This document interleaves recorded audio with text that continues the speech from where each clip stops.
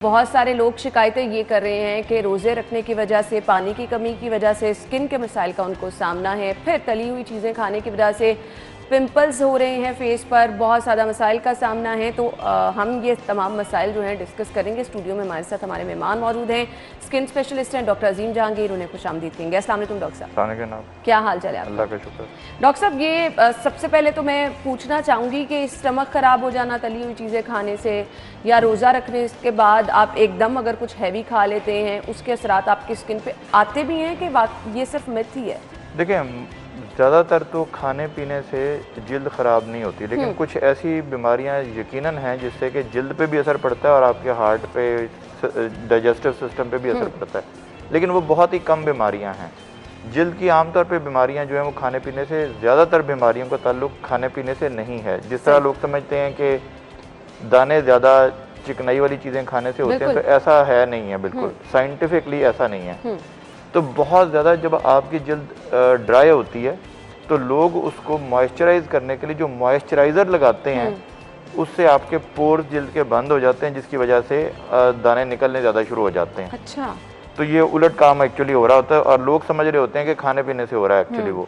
तो ज़्यादा heavy moisture लगाने से, मॉइस्चर में जब भी आपके मॉइस्चराइज़र लगाएं तो मेक श्योर कि उसके ऊपर लिखा हुआ देखें कि उसके ऊपर लिखा हो कि ये दाने ज़्यादा नहीं करेगा। उसका लिखा होना ये ज़रूरी होता है कि नॉन कोमिडोजेनिक, ठीक है, जिसके दाने ज़्यादा ना करे वो।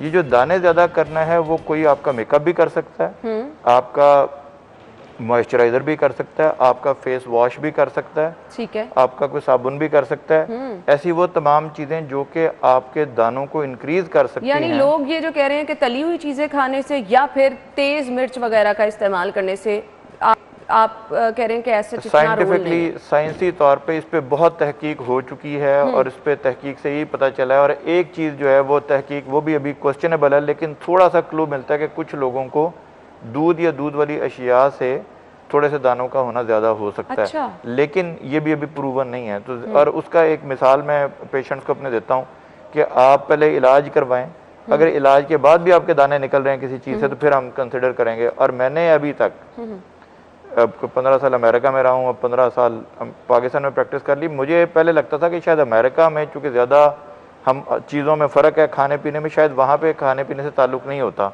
लेकिन वो यहाँ आकर भी यही पता चला कि खाने से ताल्लुक़ नहीं होता। ये हमारे मिथ्स हैं, ये हमारे वहम गुमान जो हैं, उससे हमें परहेज़ करना चाहिए। और असल जो है, जो साइंटिफिकली जो चीज़ें हैं उसी पे हम चलें जी। ये तो डॉक्टर साहब ने क्लियर कर दिया है कि एज सच इसका इन चीज़ों से कोई ताल्लुक नहीं है, लेकिन अब जिन लोगों की स्किन पे एक्नी है, पिंपल्स हैं, चाहे वो मौसम की तब्दीली की वजह से है, चाहे आबो हवा की तब्दीली की वजह से है, इलाज उनका मुमकिन है?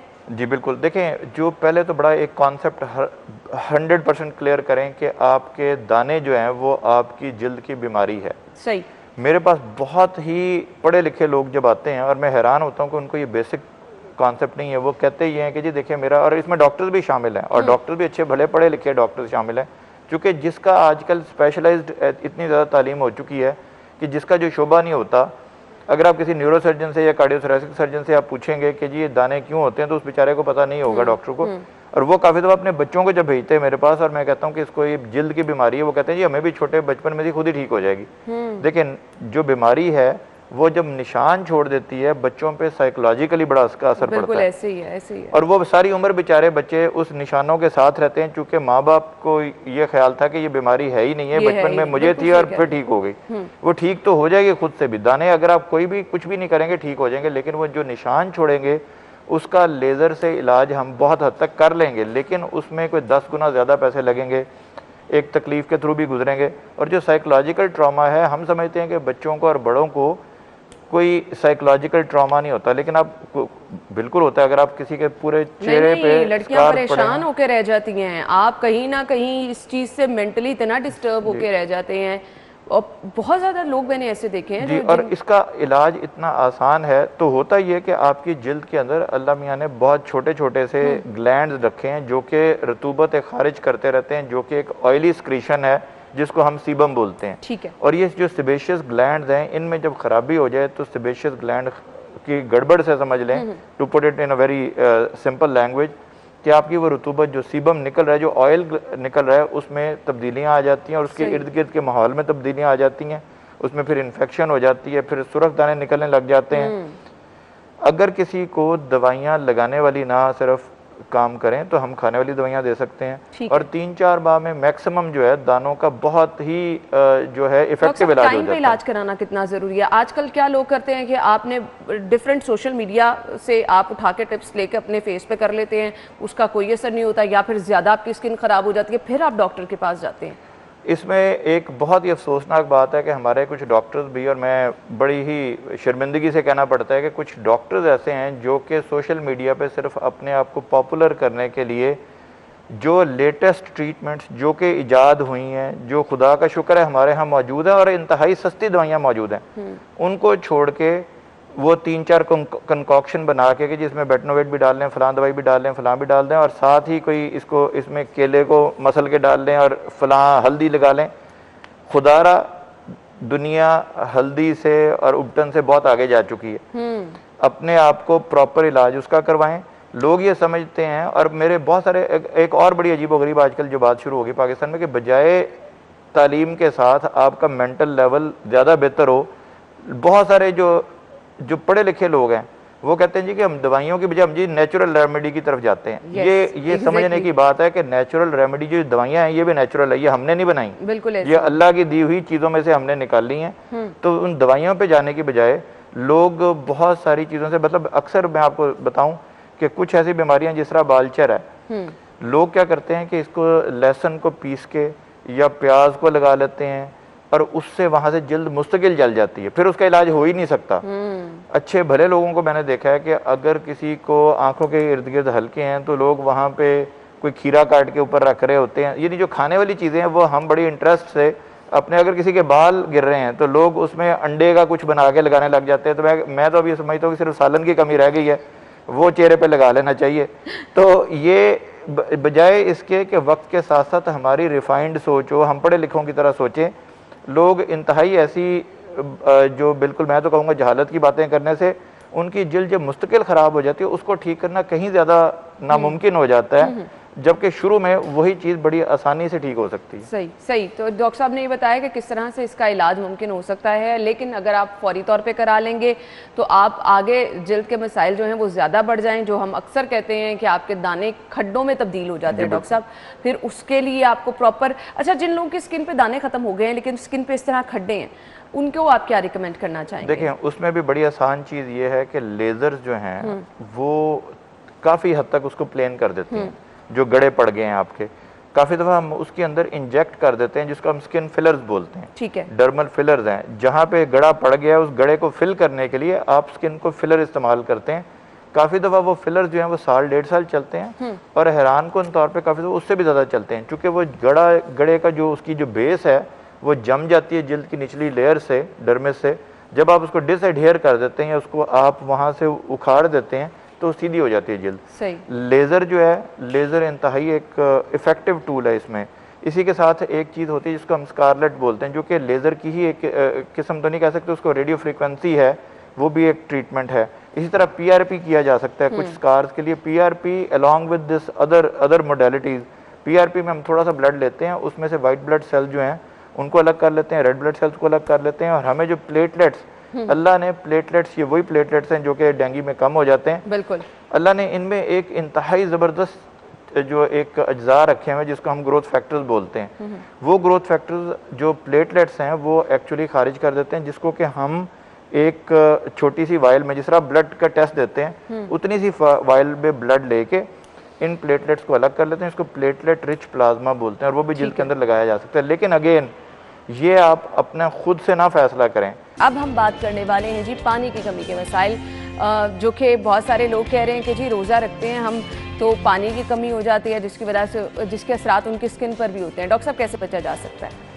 देखें, हाइड्रेट रखने का एक तरीका ये, लोग ज़्यादा पानी सुबह के वक्त पीने की कोशिश करते हैं, आपको पता है रोज़ा बंद होने वाला है, आप जल्दी से पानी पी लेते हैं। मेरा अपना ख्याल है कि ज़्यादा पानी आपको इफ्तारी के से लेके और सहरी के दरमियान पीना चाहिए, क्योंकि उस वक्त जो है ना, जो मैदे में अब आप कितना पानी भरेंगे बेचारे में, तो उसकी वजह से लोग कहते हैं जी फिर उनको इंडाइजेशन। सब उस टाइम तो इतनी सारी चीज़ें बनी होती हैं, वो खानी होती है। राइट, नहीं, लेकिन वो जो आपका इफ्तारी से लेके सहरी के दरमियान का जो वक्फा है ना, उसमें आप अपनी काफ़ी डिहाइड्रेशन को, मेरे ख्याल में, जो मैं तो अपने पेशेंट को यही कहता हूँ, वो ठीक भी रहता है उसके लिए एक और बात ये है कि जब आप समझते हैं कि पानी का असर जिल्द पे नहीं होता, ये भी गलत है, पीने का ज़रूर असर होता है। मैंने सिर्फ जो मना किया था वो सिर्फ लगाने के लिए मना किया था फ्रूट्स को और ये सब्जियों को और ऐसी कंकॉक्शंस को। बाकी अगर आप वही चीज़ें खाते हैं तो उससे हाइड्रेट भी रहती है स्किन, और अगर मतवाज़न ग़िज़ा आप खाएंगे तो वज़न भी नहीं बढ़ेगा। सही। आजकल जो एक और बड़ी इंटरेस्टिंग चीज़ देखने में आती है कि हमें रमज़ान को वज़न कम करने का एक बड़ा अच्छा मौका होता है कि इन 30 दिनों में अपने खाना पीना दुरुस्त कर लें, अपनी आदत, लेकिन वो जो कसर होती है दोपहर के खाने को मिस करने की, वो रात के खाने में पूरी हो जाती है। ऐसे ही है। तो जो कैलोरीज हैं आपकी एक्चुअली बढ़ जाती हैं। और काफ़ी सारे लोग कहते हैं जी मेरा कम वजन होने के लिए बढ़ क्यों गया, हालांकि खाना तो मैंने कम खाया, लेकिन वो जो दो खानों में हम इतनी कसर पूरी कर लेते हैं माशाल्लाह कि वो तीसरे खाने से भी ज़्यादा हो जाती है कैलोरीज आपकी। तो अगर हमने अपने आप को हाइड्रेट रखना है, और दूसरी ये कि जो जिल्द खुश्क हो रही है उसके लिए पानी के साथ, पीने के साथ साथ एक्चुअली जो मॉइस्चराइजेशन है, और मॉइस्चराइजेशन का बेहतर तरीका ये है कि आप जब भी मॉइस्चराइज़र लगाएं कोई, तो नहाने के फ़ौरन बाद लगाएं, जिस्म को थोड़ा सा गीला कर लें, उसके ऊपर मॉइस्चराइज़र लगाएं। और मॉइस्चराइज़र्स भी जो हैं वो इतने ज़्यादा टेक्निकल आजकल चीज़ें आ गई हैं इसके अंदर बहुत सारी ऐसी केमिकल्स हैं जिसको के ऊपर नीचे करके। और पाकिस्तान में मैं एक और बड़ी आपको अच्छी जो बात बताना चाहता हूँ वो ये है कि हम यहाँ पे पेशेंट की डिजीज़ के मुताबिक, ठीक है, दवाई को हम मैन्युफैक्चर कर सकते हैं, यानी हम दवाई को कंपाउंड कर सकते हैं। पुराने ज़माने में आपने सुना होगा कंपाउंडर होते थे हमारे, ऐसे ही है, ठीक है, और वो हम इसको समझते हैं कि जी ये बड़ी दकियानूसी बात थी। Actually it's a big blessing. उसकी वजह ये कि हमारी जिल्द में बहुत सारी ऐसी बीमारियाँ जो कि थोड़ी रेयर हैं, और उसके लिए उसको उन दवाइयों को लार्ज स्केल मैन्युफैक्चरिंग पे लेके जाना है कि कोई इतना सूदमंद नहीं होता कंपनीज के लिए, तो वो दवाइयाँ नहीं बनाती।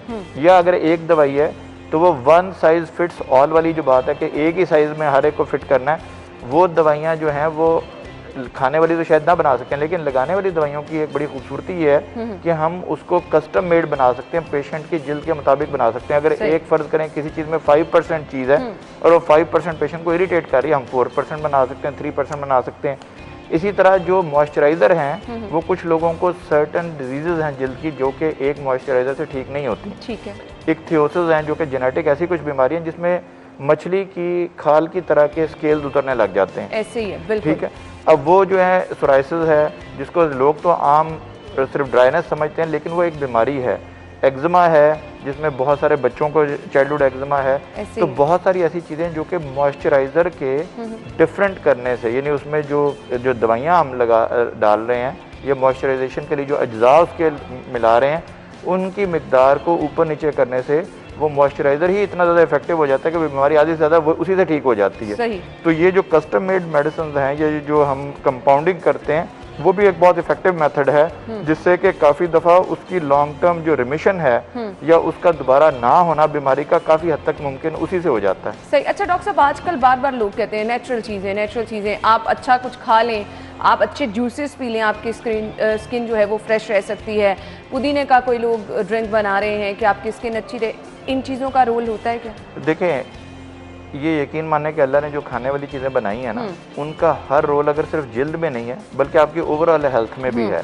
ये जो आप थ्रू आउट द ईयर आप देखते होंगे, जिस तरह मैं भी जिक्र कर रहा था कि आप फल मुख्तलिफ मौसम में हैं, बिल्कुल, तो प्लीज़ वो फल खाएं जो सस्ता भी होता है उस मौसम में और वो ताज़ा भी होता है। तो आपको ये ज़रूरत नहीं है कि पर्टिकुलर फल जो कि इस मौसम में मैसर नहीं है, आप ज़रूर उसको कोई फ्रोज़न की उस शक्ल में यूज़ करें। तो जो फल जिस भी मौसम का है, यकीन माने अगर आज हमारी तहकीक इस हद तक नहीं पहुंची कि इस मौसम में ये फल क्यों हुआ है, लेकिन मैं अपने छोटे मोटे जो भी मेरा रिसर्च का और पढ़ने पढ़ाने का तजुर्बा है, उसकी बुनियाद पे मैं ये प्रिडिक्ट 100% कर सकता हूँ कि इसमें भी अल्लाह की कोई ना कोई मसलहत है कि किस मौसम में किस चीज़ की हमारे जिस्म में कमी होगी और उस मौसम में वो फल उगता है। तो ये आज हमारी तहकीक शायद ये अभी नहीं बताती, लेकिन वक्त के साथ साथ जैसे बहुत सारी आपने देखा होगा चीज़ें कि हमारे यहाँ हमारे जो गट है या हमारी जो अंतड़ियों में ऐसे बैक्टीरिया हैं जो कि ना सिर्फ, आपको शायद पता हो और बड़ी हैरानी की बात है कि 80% हमारी जो डाइजेस्टिव सिस्टम है, जो डाइजेशन होती है फूड, वो हम नहीं कर रहे होते, उसके बैक्टीरिया या वहाँ के जरासीम कर रहे होते हैं। तो ये जो आपकी गट का माइक्रोबायोम है, इसका भी जिल्द पे बहुत असर है। तो आपके खाने पीने का यकीनन आपकी जिल्द पे भी असर होता है और आपके ओवरऑल हेल्थ पे भी असर होता है, और इसी से आप मोटे भी होते हैं और इसी से आप बिल्कुल सही कहा आपने, बिल्कुल सही कहा आपने। डॉक्टर साहब थैंक यू सो मच, आपके वक्त का बहुत बहुत शुक्रिया। आई होप नाज़रीन आपको जिन मसाइल का सामना था हमने काफ़ी हद तक कोशिश की है कि उन मसाइल पर हम बात भी कर सकें, और डॉक्टर साहब ने आपको बताया कि आपको जो जो स्किन के मसाइल हैं उस पर आपको क्या करना है।